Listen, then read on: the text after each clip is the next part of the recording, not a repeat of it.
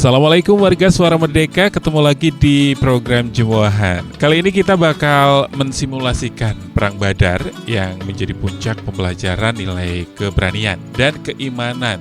Warga Suara Merdeka, suasana pagi di kawasan Andong Silih, Pagilaran, Kabupaten Batang tampak semarak dan penuh semangat. Lebih dari 200 siswa kelas 7 hingga 9 SMP IT Asalam Pekalongan mengikuti kegiatan Leadership Camp 2025.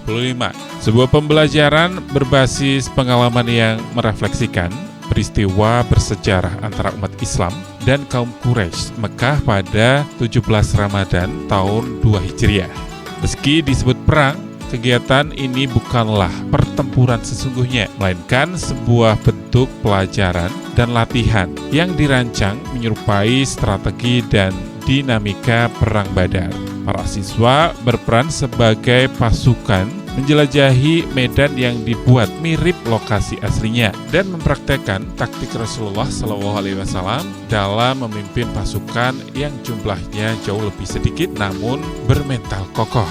Simulasi ini bertujuan menumbuhkan solidaritas, mengasah fisik dan mental, sekaligus menanamkan nilai-nilai keberanian, strategi, dan keimanan. Selain simulasi Perang Badar, dalam sesi materi lain, Ustadz Mutadin mengingatkan siswa bahwa perjuangan umat Islam saat ini bukan lagi dalam bentuk perang fisik, melainkan perang pemikiran. Jika dulu tubuh yang diserang, sekarang hati dan akal yang dilemahkan. Fenomena ini tampak dari budaya media sosial, tren hubungan, hingga gaya hidup konsumtif yang meniru budaya barat tanpa filter.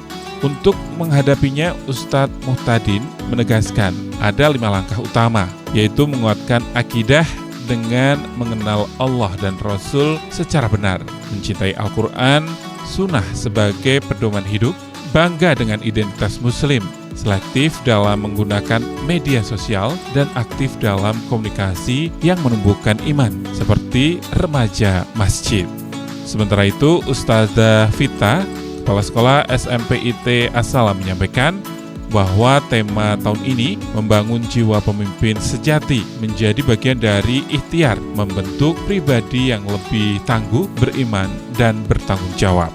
Kegiatan Leadership Camp 2025 ini diharapkan dapat melahirkan generasi muda Muslim yang siap menghadapi tantangan zaman dengan semangat keberanian, ketulusan, dan iman yang kokoh.